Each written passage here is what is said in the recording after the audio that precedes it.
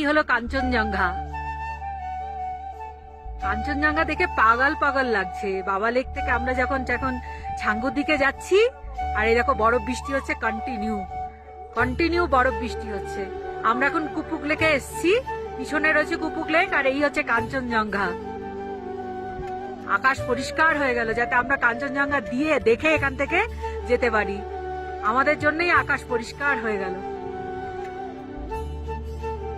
আর রাস্তার দুধারে বরফ, দারুণ লাগছে, দারুণ। কাঞ্চনজঙ্ঘার চূড়াগুলো যা লাগছে,